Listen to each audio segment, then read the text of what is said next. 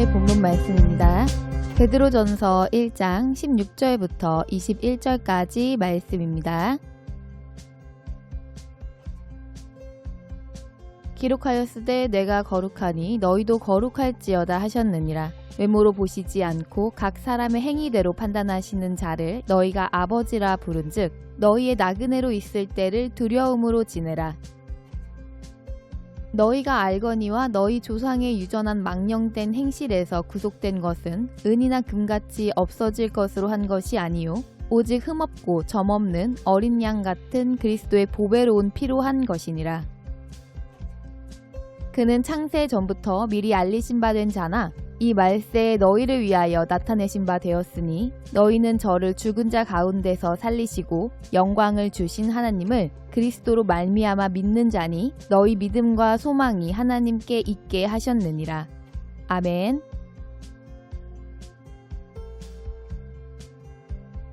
하나님께서 우리에게 먹을 것으로 주신 것은 식물의 열매입니다. 그러므로 사람의 생각으로는 나무 등 각종 식물이 꽃이 피고 열매를 맺고 씨를 맺었을 때 과육이 크고 예쁘고 달고 맛있는 나무를 좋은 나무라고 생각할 수 있습니다. 그러나 사실 식물에게 가장 중요한 부분은 씨앗입니다. 나무는 이 씨앗을 잘 키우고 보호하기 위해서 과육을 만들고 크게 키우는 것입니다. 계절이 변해서 겨울이 되고 열매가 땅에 떨어지게 되면 마치 모든 것이 다 죽은 것 같이 보여집니다. 그러나 씨앗은 과육 안에서 잘 보호되어져서 겨울을 이기고 봄을 맞이하면 다시 싹이 트고 새로운 삶을 시작하게 되어지는 것입니다. 그런데 만약에 나무가 씨앗을 키우는 것에 집중하는 것이 아니라 과육을 크고 아름답고 맛있게 만드는 것에 집중하게 되면 어떻게 되겠습니까? 당장에는 모든 사람들이 좋은 열매를 맺는 나무라고 좋아할 수도 있겠으나 그 나무는 생명을 이어가며 대를 이어가는 중요한 일은 할 수가 없어지게 될 것이며 나아가서 멸종하게 될 것입니다. 이와 같이 우리들도 우리의 삶을 무엇에 중점을 두는가에 따라 방향이 달라지고 종착지가 달라지게 될 것입니다. 우리가 아름다운 선택을 한다면 아름다운 미래로 나아가겠지만 반대로 우리가 초라한 선택을 하게 된다면 우리의 미래 역시 초라하게 될 것입니다. 오늘 본문은 지금 우리는 어떠한 길을 선택하여 걷고 있는지 돌아보게 하시는 말씀입니다. 오늘 말씀 함께 들으시면서 우리는 지금 어떤 길을 선택하고 나아가고 있는지 살펴보시기를 바랍니다. 먼저 16절은 레위기에 기록된 말씀으로 시작하는 것입니다. 하나님께서 내가 거룩하니 너희도 거룩할지어다 라고 하신 말씀입니다. 하나님의 모든 말씀은 명령인데 거룩할지어다 라고 말씀하신 것은 특별한 명령으로 알아야 될 것입니다. 하나님의 명령을 권고사항으로 생각하는 사람은 어리석은 사람이며 반드시 지켜야만 할 법으로 받아들이는 사람이 지혜로운 사람입니다. 하나님께서는 우리에게 거룩하라고 명령하셨습니다. 그렇다면 거룩이란 무엇입니까? 거룩은 각자가 어떠한 모양을 하고 있는지를 말하는 것이 아닙니다. 대단히 고급스럽고 품위 있는 옷을 입고 우아한 얼굴을 하고 품격 있는 몸짓으로 교회를 왔다 갔다 하는 것이 거룩한 것이 아니라는 것입니다. 거룩이라는 것은 누군가와의 관계에서 드러나는 것을 말씀하시는 것입니다. 육신의 세상에서 거룩해야 되는 관계는 바로 부부관계입니다. 이 부부관계에서는 상대방에 대해서 거룩하지 않으면 혼인관계를 지속할 수가 없습니다. 오로지 상대방만을 알고 사랑할 때 두 사람의 마음에 불편함이 없고 하나된 관계가 지속되어질 수 있을 것입니다. 하나님의 자녀들도 이처럼 하나님과의 관계가 거룩하라고 말씀하셨습니다. 하나님께서 우리에게 거룩하라고 하시는 이유는 하나님과 영원히 영광을 함께 누리기에 조금도 거슬림이 없으며 부족하지 않은 존재가 되어지게 성장하고 성숙하게 하시기 위하심입니다. 그러므로 이와 같은 존재가 된다는 것은 바로 우리가 하나님과 한마음이 되어야 하는 것입니다. 성경은 빌립보서 2장을 통해서 우리에게 예수님의 마음을 품으라고 말씀하셨습니다. 즉 우리는 예수님과 같은 아들의 마음으로 하나님을 붙쫓을 때 하나님의 명령에 충성할 수 있는 것입니다. 그러나 우리는 스스로 결심하고 예수님의 마음을 만들어내서 품을 수 있는 능력이 없습니다. 그러므로 우리는 하나님께서 인도하시는 말씀을 아들의 마음으로 듣고 하나님을 기쁘시게 하는 길을 묻고 듣고 순종할 때 하나님께서 예수님의 마음을 품게 하시는 은혜를 베풀어 주실 것입니다. 사람은 마음에 품은 것이 행위로 드러나게 되어지는 것입니다. 그러므로 17절에서는 하나님께서는 외모로 보시지 않고 행위로 판단하신다고 말씀하시는 것입니다. 우리 인간은 눈에 보이는 외모로 판단하는 존재입니다. 무엇보다 눈에 보이고 손에 만져지는 것이 중요하여 그것들을 얻기 위하여 살아가는 것입니다. 그러므로 우리는 눈에 보이고 손으로 만져지는 것으로 모든 것을 판단하므로 세상을 두려워하고 세상의 기준에 어긋나지 않게 살아가기를 힘쓰는 마음을 행위로 드러내게 되는 것입니다. 세상을 두려워한다는 것은 어떻게 알 수 있습니까? 세상의 기준에 맞춰서 살기 위해 애를 쓰고 있다면 세상을 두려워하기 때문입니다.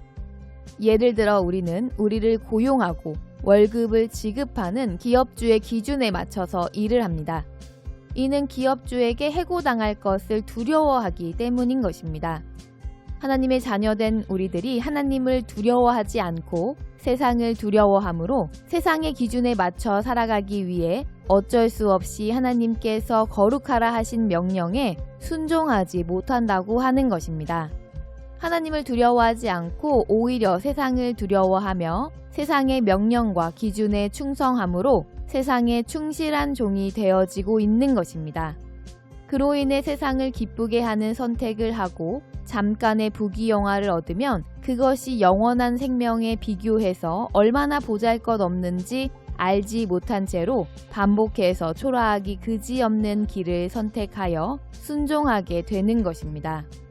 하나님을 믿고 주 예수를 구주로 영접한 이는 참으로 대단한 것을 얻은 존재입니다. 바로 하나님의 아들이라는 신분을 얻었기 때문입니다. 우리가 하나님의 아들이라는 신분은 어떻게 얻게 되었습니까? 바로 하나님의 아들이신 예수님께서 우리가 범죄하여 죽어야 할 죽음을 대신 죽어주신 그 은혜와 크신 사랑으로 새 생명을 얻어 하나님의 아들이라는 신분을 얻은 것입니다. 이 사랑은 사람의 생각이나 능력으로는 불가능한 엄청난 사랑입니다. 전지전능하신 하나님께서 우리를 향한 사랑이 얼마나 확고한지 보여주시는 이 사건을 통해서 우리는 그리스도인으로 하나님의 아들로 자라가는 길을 선택한 것이 얼마나 대단하고 복 있는 선택을 하게 되는 은혜를 받았는지를 알아야 하는 것입니다. 우리는 그저 하나님의 아들다운 선택을 하면 되는 것입니다. 하나님과의 관계에서 거룩한 선택을 하면 되는 것입니다. 그러한 선택은 어떻게 하는 것입니까? 하나님께서는 먼저 그의 나라와 그의 의를 구하라고 말씀하셨습니다. 하나님의 나라, 하나님의 뜻이 이루어지는 것을 먼저 구하라고 말씀하신 것입니다. 우리가 하나님께서 말씀하신 대로 하나님의 나라를 구했다면 그것을 받을 때까지 구해야 하는 것입니다. 받지 못했다면 아직 우리는 제대로 구하지 않았음을 깨달아야 합니다. 그런데 우리는 어떻습니까? 하나님의 나라를 구했으면 그것을 받았는지 안 받았는지는 생각하지 않고 자기가 구했다는 것만 내세우고 바로 육신의 만족을 위해 간구합니다. 하나님의 나라가 이루어지지도 않았으며 하나님의 뜻이 이루어지지도 않았음에도 생각하지 않습니다. 나를 위한 것, 세상에 보여줄 수 있는 것을 구하기에 더 힘을 쓰기 때문입니다. 우리가 하나님을 믿고 하나님의 아들이라고 하면서 우리가 얼마나 초라한 길을 선택했는지 생각해 보아야 합니다. 우리가 아버지라고 부르는 그 신께서 전지하시고 또한 전능하시며 천하 만물을 지으시고 그 모든 것의 주인 되신 분으로 생각하여 믿는다면 우리는 지금 한 푼의 돈, 고작 한순간의 명예와 권력을 위해서 세상을 두려워하며 세상의 기준에 어긋나지 않기 위해 초라한 선택을 하지 않을 것입니다. 하나님께서는 하나님을 두려워하는 자는 상을 얻을 것이라고 말씀하셨습니다. 그러나 우리가 하나님을 두려워하지 않고 세상을 두려워해도 하나님께서는 우리를 사랑하심으로 우리에 대해 오래 참고 오래 기다려 주신다는 것을 우리는 알아야 합니다.